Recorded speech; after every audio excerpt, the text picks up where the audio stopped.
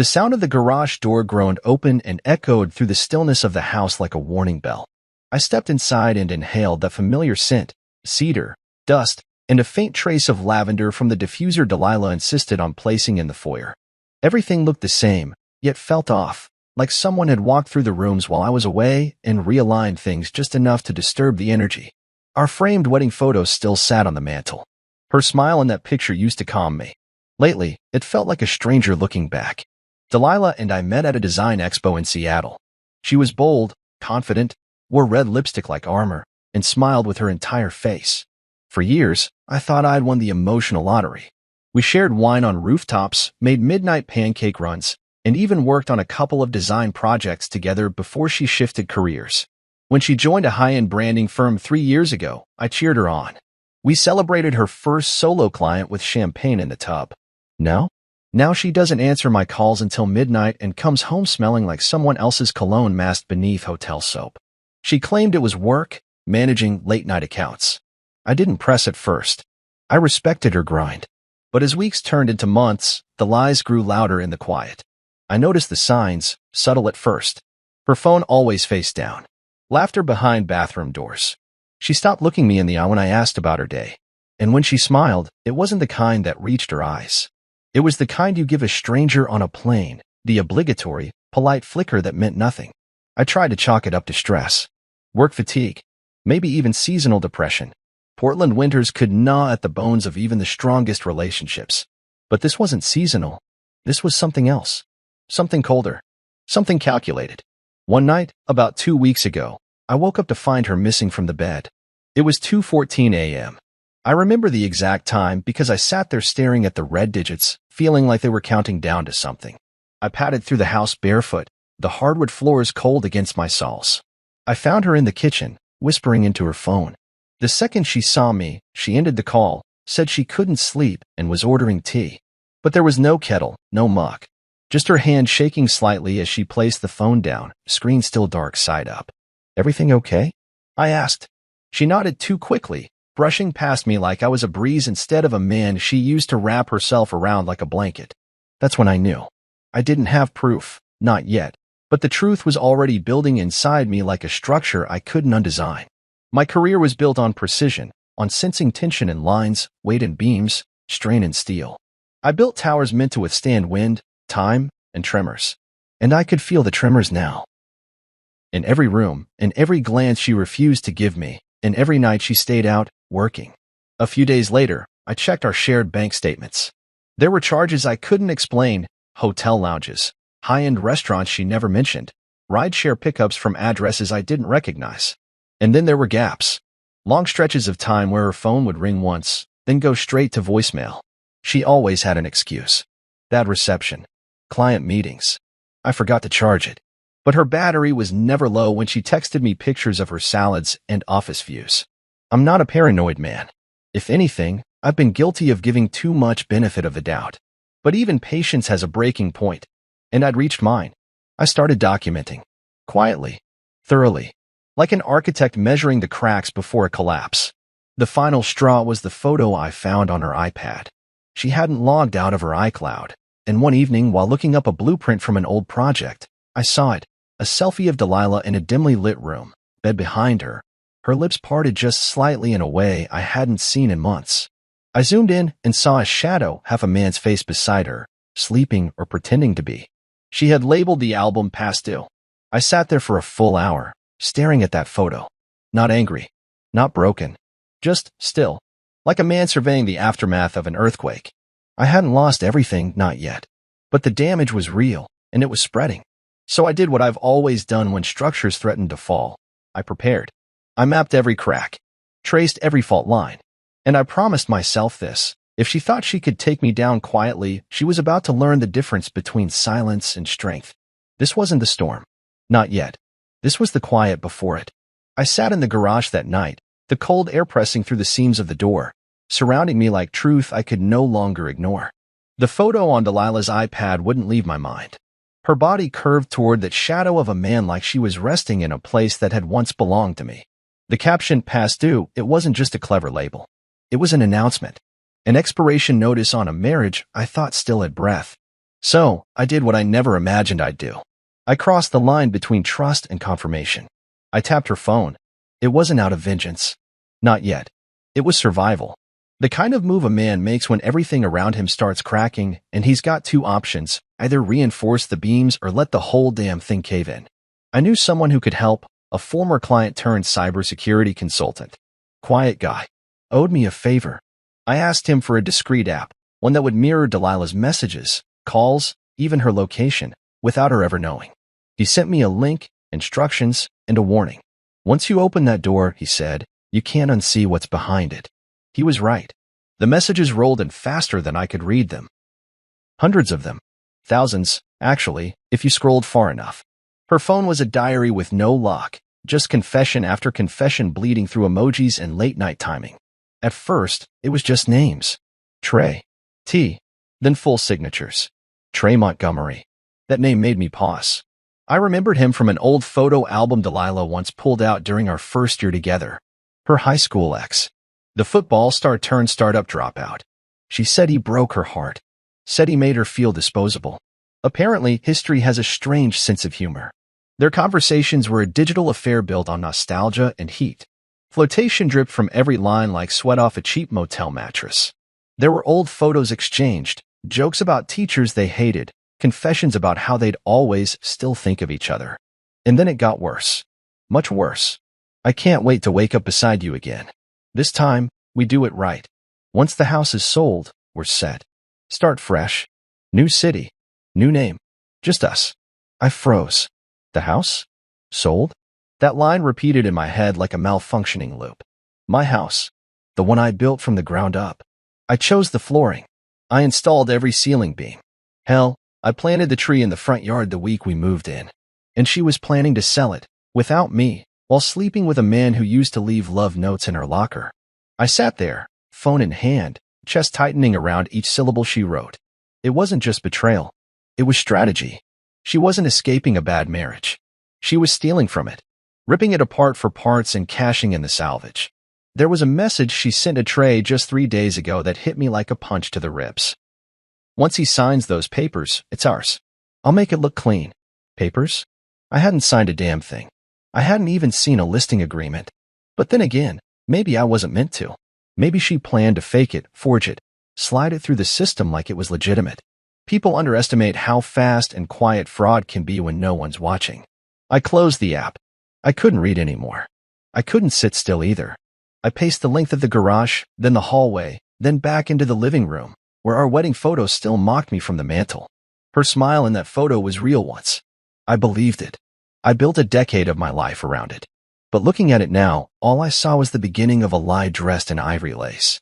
My instincts kicked in, reflexes built from years of spotting structural weaknesses before they turned deadly. This wasn't just emotional damage anymore. This was legal. This was theft. And I wasn't going to wait for her to finish the job. I opened a note on my phone and began logging everything: dates, times, screenshots, quotes. I labeled folders, backed up copies, started a paper trail she wouldn't be able to erase. I knew what I was doing could get messy, but I didn't care. I wasn't about to let the woman I built a life with tear it down for someone who peaked at prom. By midnight, I had a plan. A quiet one. One that didn't involve confrontation, not yet. She was playing chess with a man she thought would never move a piece. It was time I proved her wrong. I wouldn't yell. I wouldn't beg. I'd do what I do best. Measure the weight, test the foundation, and respond with something stronger than rage: precision. Delilah thought I wasn't watching, but I always notice. Every shift, every crack, every sign of stress before collapse. Now, I was going to make sure when the storm hit. I wasn't the one standing under rubble. I'd be the one holding the blueprint. I've always believed that when betrayal is quiet, justice should be quieter. That night, after hours of watching Delilah's treachery unfold in message after message, I didn't drink. I didn't scream. I didn't even call her out. I just sat in the dark with my thoughts until the shadows on the ceiling blurred into one, and a single name came to me: Marcus Reyes. Marcus and I go way back before suits and blueprints. We met when I was 22 and stupid, helping my cousin with a side job he swore was low risk. Marcus was the guy who bailed us out when things got hot. While I went on to build bridges and homes, he spent a decade learning how to survive on the margins. When he came out of prison, he didn't want sympathy. He wanted a second shot. I helped him get his real estate license. In return, he swore he'd always be in my corner. That kind of loyalty? You don't buy it. You earn it. I didn't need a friend right now. I needed a ghost. Someone who could get close to Delilah without raising suspicion. Someone slick enough to bait her, read her, and make her believe she was still the smartest person in the room. Marcus was that guy. I called him the next morning. I need a favor, I said. He didn't even hesitate. What's the play? I laid it out. How she'd been seeing her ex, planning to sell the house, maybe even forging my signature. I told him about the messages, the plans to disappear, the fake charm she put on around everyone else. He didn't sound surprised. You want her to bite, he said. You want her to believe the trap is a gift. Exactly. He laughed. Then I'm your man. 2 days later, Marcus walked into the bar at the Riverford Hotel, where I knew from her messages she liked to meet clients. He looked every bit the part, pressed slacks, watched with a heavy face, that quiet air of money that doesn't need to prove itself. He texted me when she arrived, got her in sight. Red dress. Gold hoops. She's sipping something expensive and bored. I watched it unfold through the grainy but steady stream of the hotel's security feed, courtesy of a favor I cashed in with one of my commercial clients. Marcus slid into the seat beside her with ease, like they were old acquaintances. He didn't hit on her. Didn't push. Just struck up a conversation about high-end properties and how he was scouting discreet listings for a wealthy international client who was looking to invest quietly in Portland real estate. Delilah's interest lit up like a neon sign. She leaned in, laughed in that way she reserves for men she thinks she can outmaneuver. She told him about a unique opportunity, a beautiful house, recently vacated, not yet listed, but available for the right buyer. Off-market. Clean. Fast. Show me, he said. She didn't even blink. She pulled out her phone and scrolled through photos she'd taken of our home. Wide shots of the backyard, the kitchen island, even the master bath with the lights dimmed just right. She'd staged it, probably while I was on my last business trip. My throat tightened. The intimacy of that betrayal wasn't in the photos. It was in the effort. The planning. Marcus nodded along, eyes scanning the screen like a shark circling prey. My client could offer $2 million, he said casually. Cash. But they'd want discretion. Delilah's eyes practically danced. Discretion, she said, is my specialty. I had to pause the video at that. For a moment, I didn't feel rage. I felt awe, like watching someone do a high wire act over a canyon without a harness. She was good. Too good. And if I hadn't known the truth, I might have believed her too. That night, Marcus called me. She's in, he said. Wants to move quick. Said she'll send documents through email. Told me to keep the husband out of it. My stomach turned. She's not scared. He snorted. Nope. She thinks she's got it under control. Thinks she's outsmarting everyone. Told me her sister can notarize everything, said it'd be seamless. Simone, I muttered. Of course. Simone had always been the family screw-up turned sketchy entrepreneur. She was the kind of person who knew how to bend the law just short of breaking it, unless someone pushed. Apparently, Delilah pushed.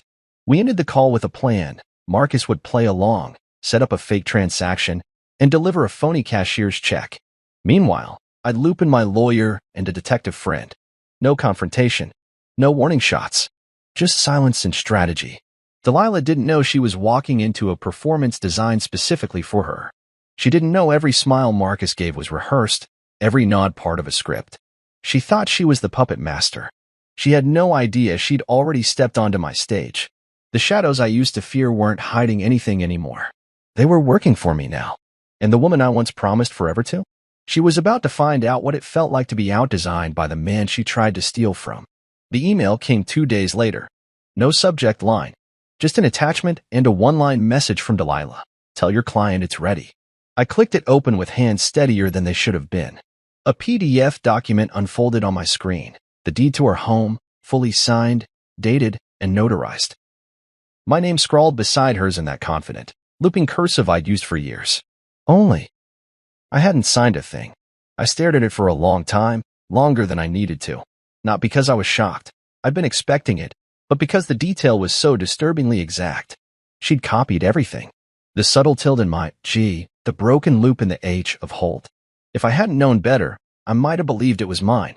But I knew my own hand. And I knew who'd forged it. Simone. Her sister had always been the black sheep of their pristine family, cast out not for rebellion, but for being too bold, too unapologetically crooked. She ran a design consulting business that was nothing more than a front for digital forgery and shady paperwork. I'd warned Delilah once about keeping Simone involved in our lives. She laughed and said Simone just needed structure. Yeah, the irony wasn't lost on me. I forwarded the document to Heather Wynn, my attorney. We'd gone to college together. She graduated top of our class and had a fire for justice I'd always admired. I didn't need someone emotional on this case. I needed someone surgical. Heather replied 5 minutes later, "This is airtight fraud. We've got her." Next, I reached out to Jalen Cruz, my contact at the Portland Police Department. We weren't close, but years ago I'd helped design the expansion to his precinct's training facility, and he remembered me well. "I'll open the file personally," he promised. "We'll treat this as a case of felony forgery and attempted real estate fraud. Keep feeding me everything." So I did. Every document, every message, every screenshot from Delilah's phone app. I built a case folder that could sink a small empire. Meanwhile, Marcus played his part like a seasoned actor. He arranged a meetup with Delilah to close the deal. Neutral ground, neutral tone. She picked a hotel bar again. Said she liked the ambience. Said she didn't want paper trails. She showed up in heels, red lipstick, and sunglasses, like some movie star pulling off a getaway scene. Marcus had already wired himself with a hidden cam on his lapel, feeding live footage to me and Heather. I watched from a tablet in my car, parked across the street, heart thudding with that strange mix of rage and fascination. Delilah handed him the packet, signed closing documents, notarized forms, tax records with my forged signature on all of them. "It's clean," she said with a wink. Simone triple-checked everything. "Just need the check." Marcus reached into his briefcase and pulled out a white envelope. "Certified funds," he said smoothly. $2 million flat. From an overseas account. No questions asked. She took the envelope with the same care a priest might handle communion. Peeked inside. Smiled. "Pleasure doing business," she said.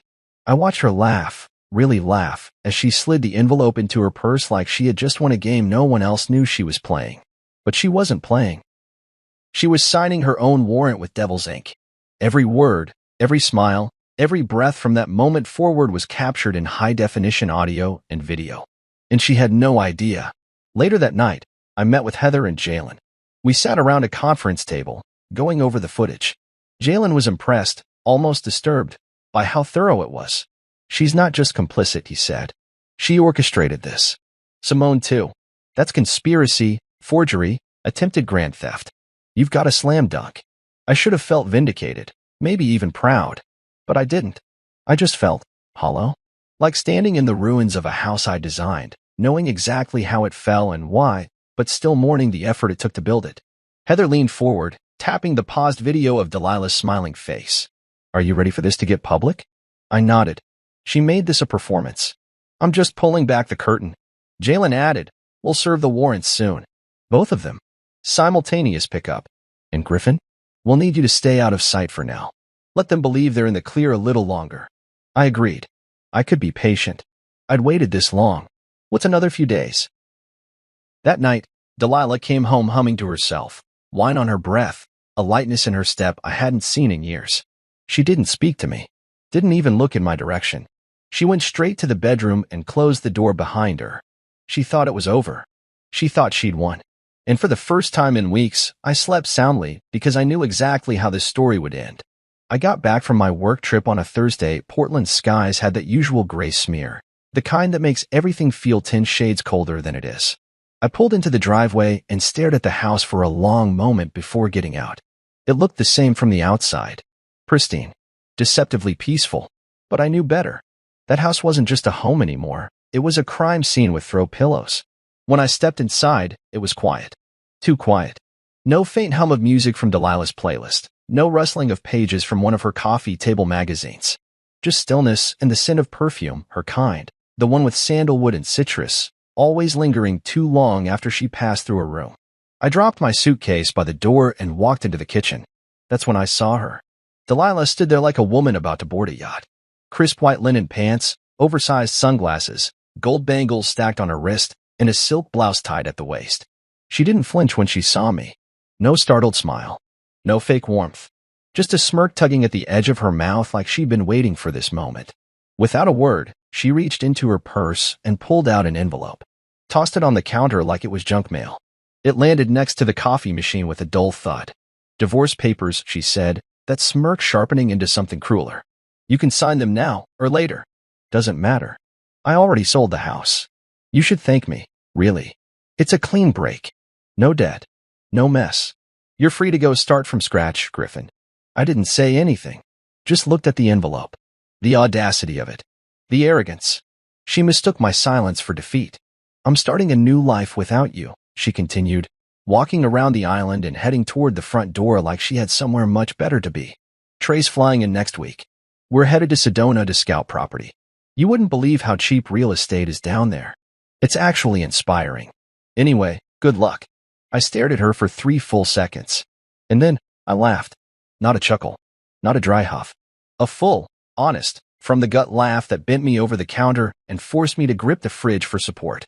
It started as a low rumble and then grew into something uncontrollable, something primal. Like every lie she told, every shady move, every smug little moment she thought she'd gotten away with was now a joke written just for me. She stopped in her tracks. What the hell is so funny? I wiped my eyes and stood up straight, still chuckling. You, I said, voice shaking from the release. You really think you're walking out of here with the upper hand? She blinked. The smirk faltered. You sold the house? I asked, pretending to catch my breath. You forged my signature. You got your disgraced sister to notarize fake documents. You handed over that mess of a file to someone you met at a bar, someone you didn't even vet, and you really think you're walking away clean. Her mouth opened, then closed. Here's the part one, love, I continued, stepping closer, the laugh gone now, voice calm and razor sharp. You thought I wouldn't notice.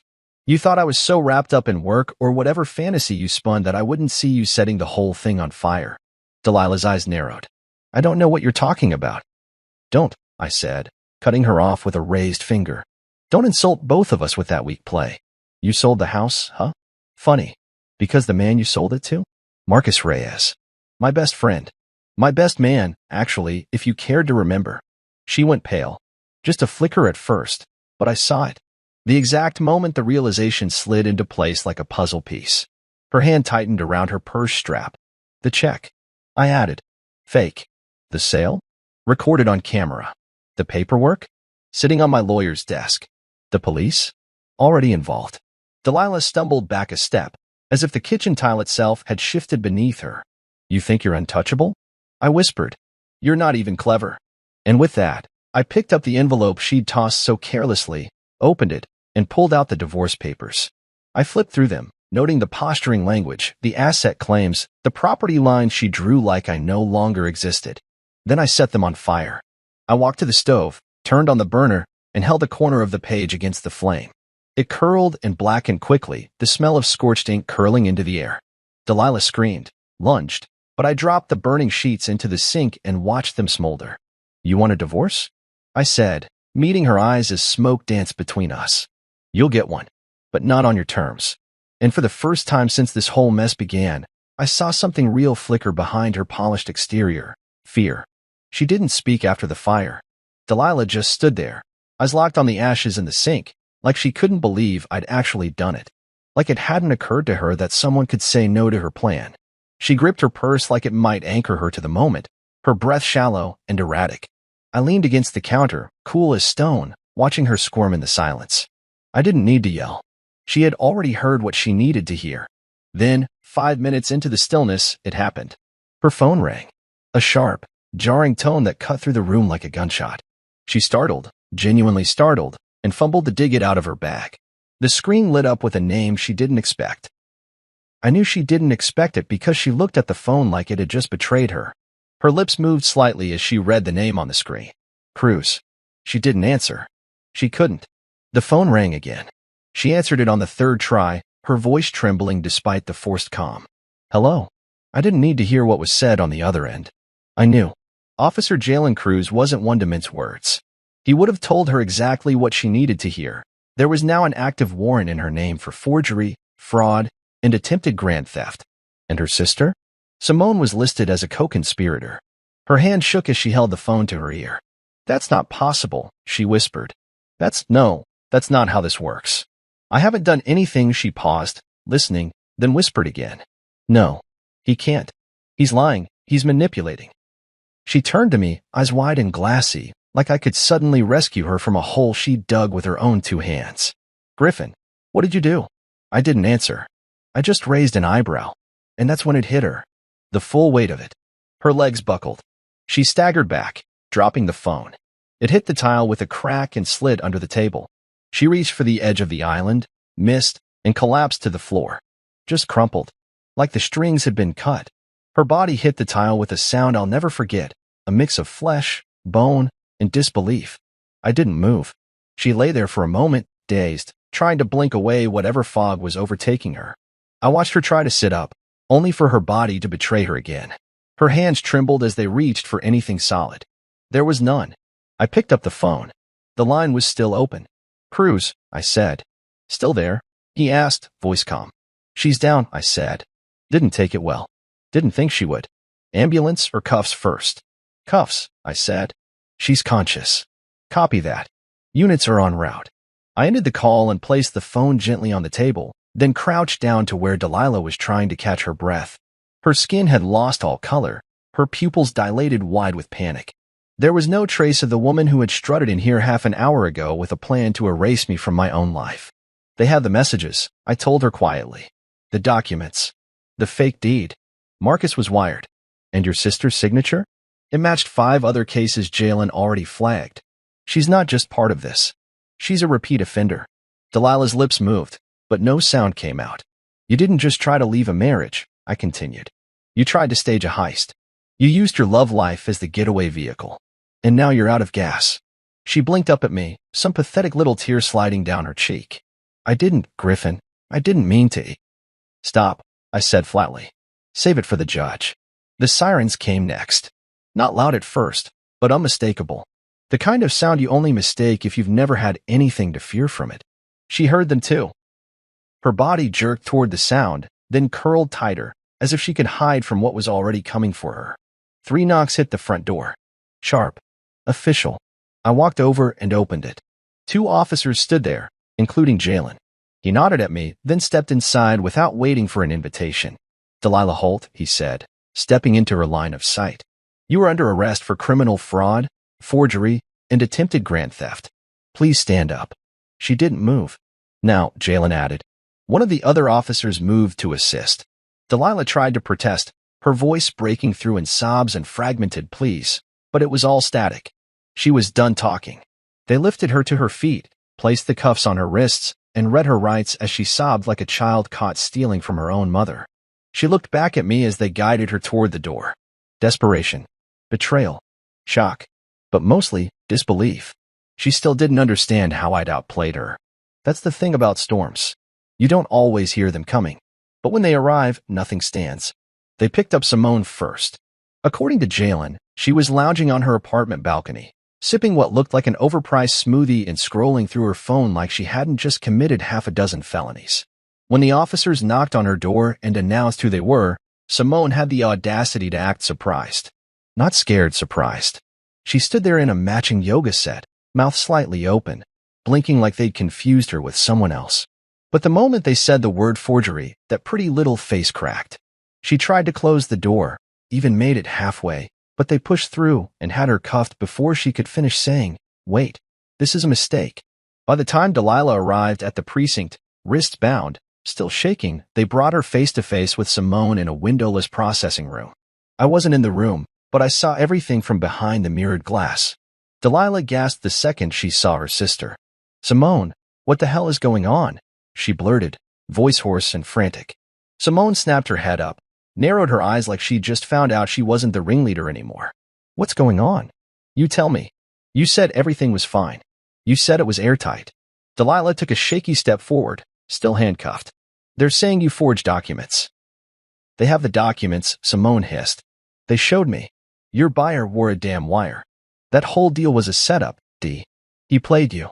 And you dragged me into it." I expected Delilah to defend herself, maybe to deny everything and try to make it sound like some tragic misunderstanding. But instead, she started crying. Not the silent, graceful kind.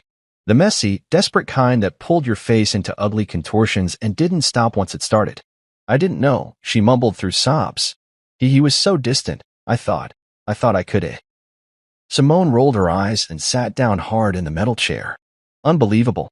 You burned your marriage and almost got us both indicted for a man who doesn't even love you. Delilah flinched like she'd been slapped. I leaned closer to the glass, arms crossed. Watching them unravel was like watching the final pages of a crime novel play out in real time. No more glamour. No more control. Just two sisters choking on the consequences of choices they thought no one would ever uncover. Marcus showed up about 20 minutes later. He wore his badge today. I didn't ask him to. He offered. Said he wanted Delilah to see it, wanted her to know exactly who played her. So when he walked past the holding room and Delilah caught a glimpse of the gold glint under his jacket, her face broke in a new way. And Marcus, she stammered, eyes wide, voice cracking. He turned, looked at her, and gave a single, devastating smile. Surprise. She stepped forward, yanking against her cuffs like they might vanish if she just begged hard enough. You lied to me. You forged your husband's signature, he said flatly. Let's not talk about lies. Delilah's mouth opened. Nothing came out. Simone, still sitting, groaned. You mean he was working with Griffin the whole time? Marcus didn't answer her. He turned to me instead, behind the glass, and gave me a small nod. I nodded back. Delilah, suddenly desperate for someone to blame, swung toward the camera in the corner. She had no idea I was behind the mirror, but she looked right into the lens like she was trying to reach through it. This is his fault, she shouted. Griffin, he's always been controlling. He wouldn't touch me. He made me feel invisible. He's punishing me. That was her angle. I saw it form in her eyes the moment Marcus walked away. She wasn't going to take this lying down. If she couldn't win legally, she'd try morally. Spin the narrative. Make me the villain in a story she wrote in ink only she could see. Too bad for her, facts don't bend for fiction. Outside the room, Heather was waiting with Jalen. She was reviewing the documents Simone signed, each one linked to the house, each one another nail in their legal coffin. This is airtight, she said. They'll push for a deal, of course. Plead out. But you'll be covered. Restitution, damages, maybe even punitive. Jalen nodded. The DA's already involved. Their best move now is cooperation. Which they won't give, I added. At least not until they realize nobody's coming to save them. Heather didn't disagree. We watched for a few more minutes as the sisters melted into blame and betrayal. Delilah pacing, Simone slumped in defeat. It was strange how small they looked now, two women who had once been forces of chaos in my life. And now? Now they were nothing but a cautionary tale in handcuffs. Before I left, I turned one last time to the glass and looked Delilah in the eye, even if she couldn't see me. Her mascara was smeared, her blouse wrinkled, and her entire aura cracked. She didn't know it, but her mugshot had already been taken. The storm had passed. All that was left now was cleanup. The courtroom wasn't what you see on TV. No dramatic lighting, no gasps from a crowded gallery. Just hard benches, cold floors, and the faint smell of disinfectant that clung to everything. Still, when Delilah walked in, it felt like a stage play was about to begin.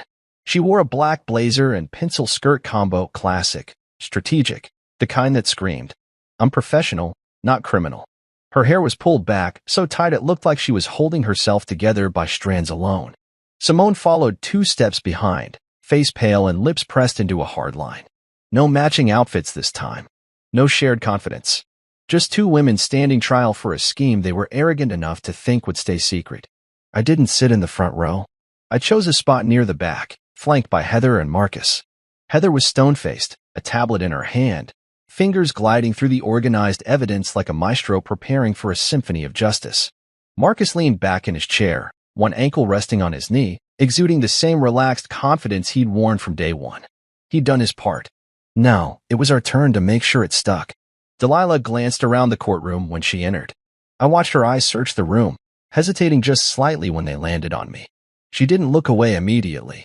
She stared, almost like she expected to find pity there. But I didn't blink, didn't flinch. I just sat still and met her gaze until she turned forward again, shoulders straighter but breath noticeably quicker. The judge was a woman in her 60s with a sharp jawline and eyes that looked like they'd seen every excuse in the book.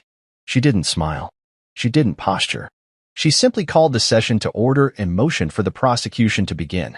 Heather rose like she'd been waiting for this day her whole career. Your Honor, she began, what we present today is not a simple case of miscommunication, nor is it a messy divorce gone bitter. This is calculated fraud. This is digital forgery. This is an attempt to steal a man's home, erase his identity from legal records, and walk away richer. And we have every message, every document, and every recorded conversation to prove it. She began to lay out the timeline. Slowly, intentionally, like building a structure brick by brick. From the first shady hotel meetings to the forged deed, to the fake cashier's check Marcus handed over, and finally, to the moment Delilah fainted when she realized it had all been a setup. Heather hit every beat. Then she played the video. Delilah's conversation with Marcus in the hotel bar flickered to life on the screen. There she was, laughing, flipping through phone pictures of our home like she was showing off a souvenir. He travels a lot, she said in the video. This'll be clean. Quiet. He won't even know until it's too late. You could hear a pin drop in the courtroom. Delilah buried her face in her hands. Simone just stared at the floor. The defense attorney tried to recover. He stood up, cleared his throat, and began with a tired trope.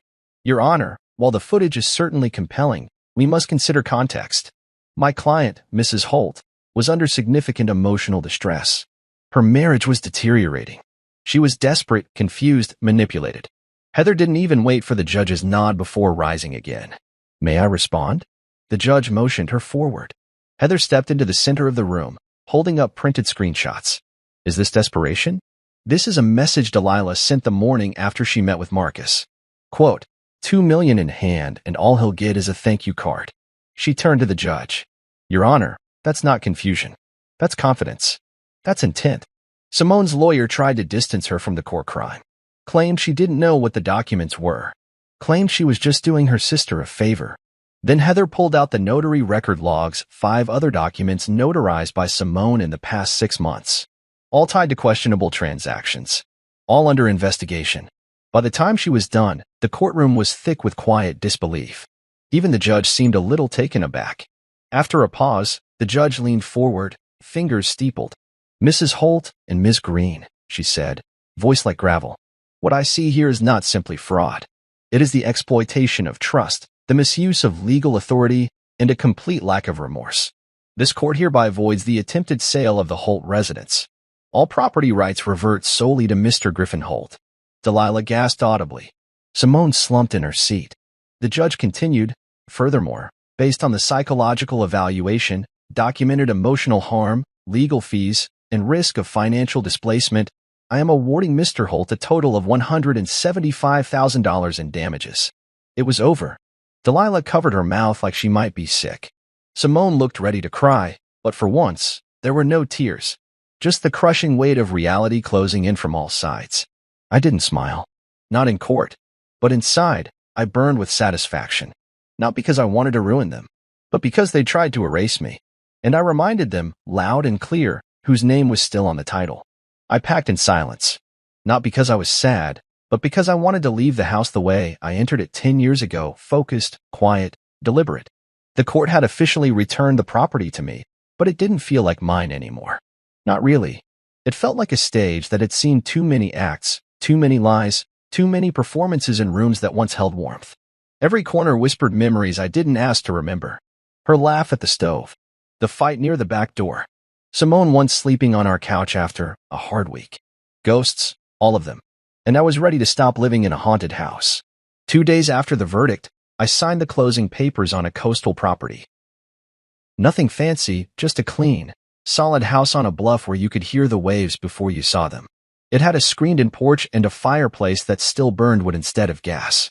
The kind of place you go to reclaim yourself. The kind of place you don't invite trouble to.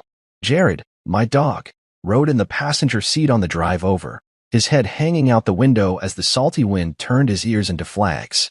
He'd always been a quiet one, even more so these past few months. Dogs know. They feel the tension in the floorboards before it reaches our feet. And Jared had taken to barking at shadows lately, corners of the house where no one stood, doorways no one passed through. But as we pulled up to the new place, he just looked around once, gave a small whine, then settled back down. No barking.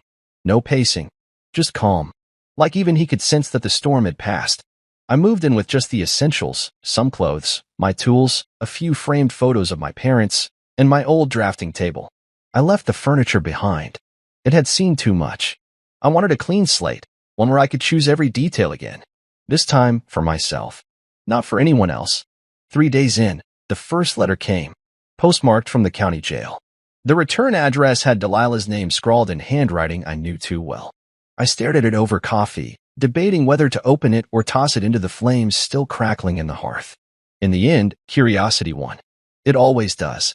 Inside was a 3-page letter written on lined paper.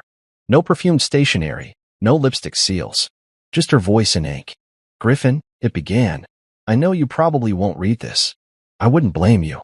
I just needed to try. I'm sorry. For everything. For Trey. For the house. For Simone. I was selfish. I didn't know how far I was falling until I hit the floor. You didn't deserve it. I know that now." She went on about how jail had stripped her of everything: comfort, status, pride. Said she missed the smell of our kitchen on Sunday mornings. That she wished we'd fought more instead of letting the silence grow so loud between us. That she would take it all back if she could. "I don't expect forgiveness," she wrote. "But I hope, one day, you can remember a version of me that didn't break you." I read it once, folded it, then tossed it into the fire without a word. Not out of anger. Not even satisfaction. I just didn't need it. I didn't need her to explain what I'd already understood. 2 days later, another letter arrived. Simone. Shorter. Sloppier. No apology. Just denial disguised as remorse. "I didn't know it would go that far," she claimed. "Delilah said it was taken care of. I thought it was just a favor, not a crime. I'm not like her." Yes, she was. I burned that one too. Some doors aren't meant to be reopened. That first week in the new house, I slept better than I had in years. No pacing. No checking for her keys in the bowl by the door. No second-guessing whether the woman beside me was still mine or already gone in spirit. Just peace. Real, hard-earned peace. I put up shelves in the garage, not because I needed them, but because I missed building something with my hands.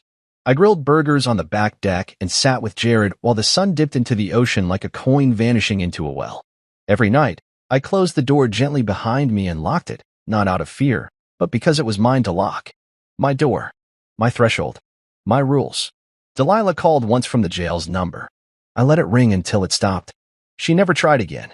Jared doesn't bark at shadows anymore. He sleeps through the night without scratching at the door. I think he knows what I've known since the first box hit the floor of this house. It's over. Really over.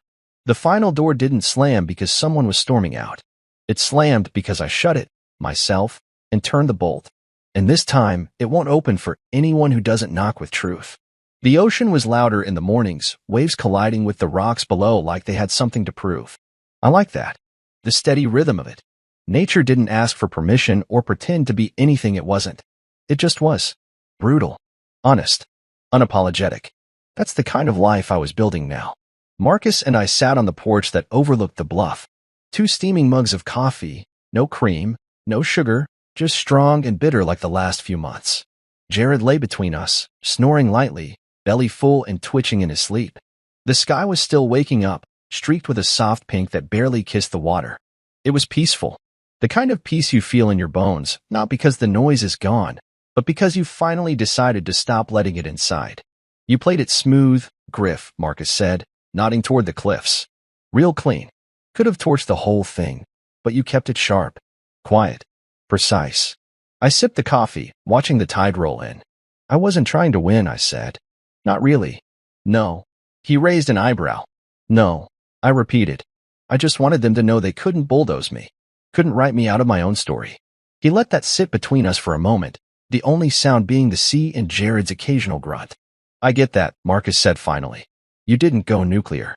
You went surgical." I smiled at that. Exactly. Delilah and Simone thought I'd break, that I'd fall apart, lash out, do something reckless and give them the upper hand. But what they forgot was that I build things for a living. I understand pressure, load, fault lines. I know when something's about to collapse and how to make sure I'm standing on the right side of the rubble. People think breaking a man means stealing his money or torching his marriage. But they forget, what really breaks a man is losing his sense of self, his name, his purpose, his footing. They tried to take all that from me. Tried to redefine me with lies and greed and a handful of forged signatures. But I build foundations, and I always reinforce them with truth. The funny thing is, in the middle of it all, I kept waiting for a moment when I'd feel angry enough to scream, or sad enough to cry, or desperate enough to beg. But it never came. Not because I didn't feel anything, but because I knew I had already been mourning that marriage long before it ended. Delilah didn't destroy something sacred. She confirmed what I already suspected. It had died long before the paperwork caught up. I heard from her one more time. A voicemail. I didn't pick up, but I let it record. Griffin. I just wanted to say, I know I ruined everything, and I don't know who I am without it. Without you. I see that now. I was wrong. I'm sorry. I didn't save it. I didn't erase it either. I let it exist in the cloud, digital clutter I no longer needed to carry. That was enough. I changed the locks on everything. The bank accounts. The storage units. Even my social passwords.